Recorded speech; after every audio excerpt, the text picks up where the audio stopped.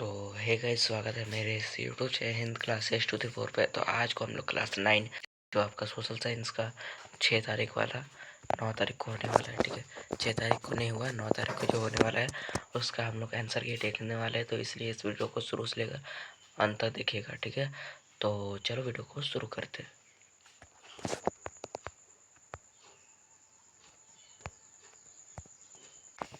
आपका पहला क्वेश्चन इस प्रकार रहेगा, नाजी पार्टी की स्थापना नाजी पार्टी की स्थापना कब हुई?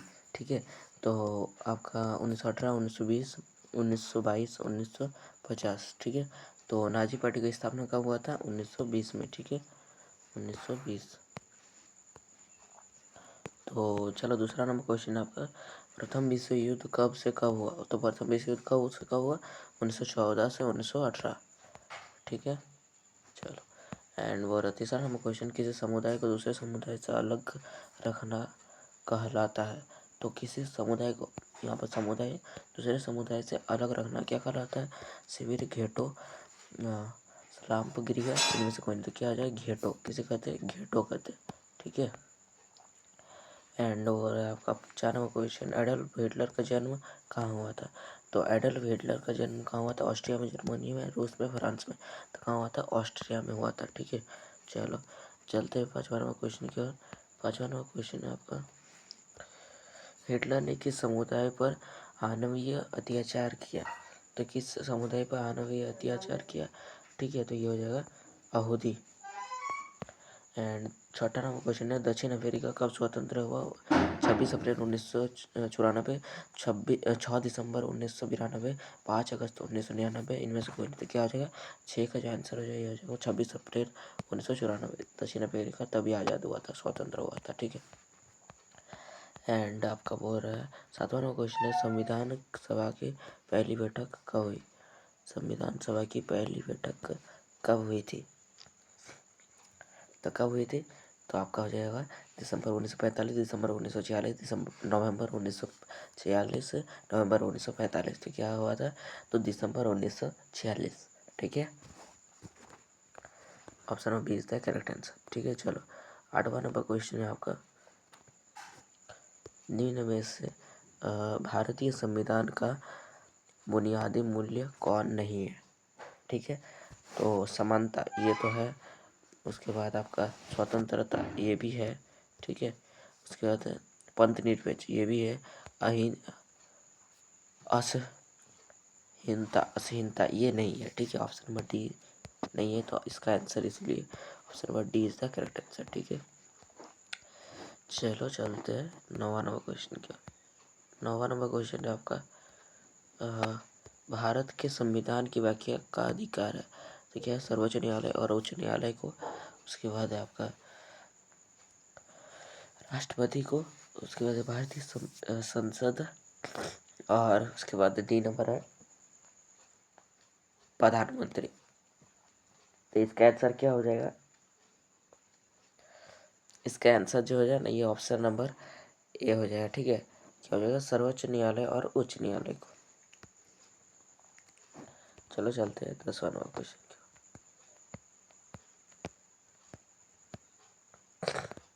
निम्न में कौन सम्मिलित नहीं है? ठीक है, तो उसके बाद पहला है मोतीलाल नेहरू रिपोर्ट, राजेंद्र प्रसाद संविधान सभा के अध्यक्ष, BR अम्बेडकर प्रारूप कमेटी के अध्यक्ष, इंदिरा गांधी संविधान सभा के सदस्य। तो इसका जो हो जाएगा 10 का आंसर क्या हो जाएगा? इंदिरा गांधी संविधान सभा के सदस्य नहीं थे। ठीक है, चलो 11 नंबर क्वेश्चन की ओर चलते हैं। 11 नंबर क्वेश्चन है, हिटलर की ऐतिहासिक बेवकूफ़ी क्या है? ठीक है, चलो देखते हैं आंसर। हिटलर की ऐतिहासिक बेवकूफ़ी क्या थी? तो 1914 ईस्वी में सोवियत संघ की आक्रमण। तो लिख देना है हिटलर की ऐतिहासिक बेवकूफ़ी 1941 में सोवियत संघ पर आक्रमण था। ठीक है, चलो 12 नंबर क्वेश्चन है आपका। 12 नंबर क्वेश्चन क्या बोल रहा है? संविधान किसे कहते हैं? तो क्वेश्चन था संविधान किसे कहते हैं? तो किसे कहते हैं? ऐसे सभी बुनियादी नियम का ऐसे सभी बुनियादी नियम का सम्मिलित रूप से जिनका पालन नागरिक और सरकार दोनों को करना होता है संविधान कहलाता है। इस प्रकार आपका 12 नंबर का ये आंसर हो जाएगा। ठीक है, चलो 13 नंबर क्वेश्चन की ओर चलते हैं। 13 नंबर क्वेश्चन है समानता का परिभाषा करें। ठीक है, तो इसका आंसर देखते हैं। क्या बोल रहा था, समानता का परिभाषा करें।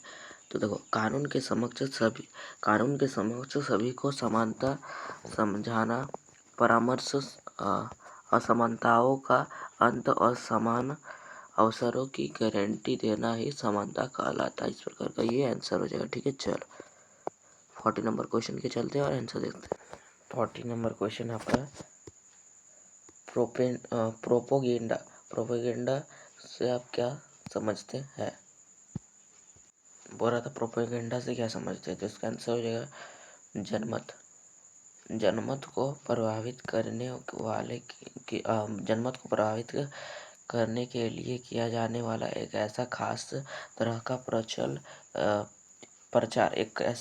का प्रचार जिसमें पोस्टरों, फिल्मों और भाषणों आदि के माध्यम से प्रोपेगेंडा कहलाता है। इसको लिख लीजिएगा। ठीक है, इम्पोर्टेंट क्वेश्चन है। चलो 15 नंबर देखते हैं। 15 नंबर क्वेश्चन बोल रहा है नाजी आंदोलन की मुख्य विशेषताएं क्या थी। तो इसका आंसर देख लेते हैं। ठीक है, बोल रहा था नाजी आंदोलन की मुख्य विशेषताएं लिखे। ठीक है, तो लिख सकते हैं नाजी आंदोलन की मुख्य विशेषताएं निम्नलिखित है। ठीक है, इस प्रकार लिख देगा। नाजीवाद हर तरह की संसदीय एवं लोकतांत्रिक संस्थाओं का विरोधी था। ठीक है, उसके बाद दूसरा नंबर पॉइंट देने के बाद लिखना है नाजी दल शक्ति का प्रयोग में यकीन करता था। तीसरा नंबर में लिखना है यह जर्मन की सैन्य शक्ति बढ़ाने का पक्षधर का तथा जर्मन की वर्चस्व वह पूरे विश्व में फैलाना चाहता था। उसके बाद 4 नंबर पॉइंट देकर लिखना है यह शांति के बजाय युद्ध से अधिक विश्वास करता था, इसलिए जर्मन की सेना 8 गुना बढ़ गई थी। इस प्रकार आपका ये आंसर हो जाएगा 15 का। ठीक है, 16 नंबर देखते हैं। 16 नंबर क्वेश्चन बोला आपका रंग भेद की नीति का क्या प्रभाव पड़ा। इसका आंसर देखते हैं। What is the effect of the policy of the apartheid.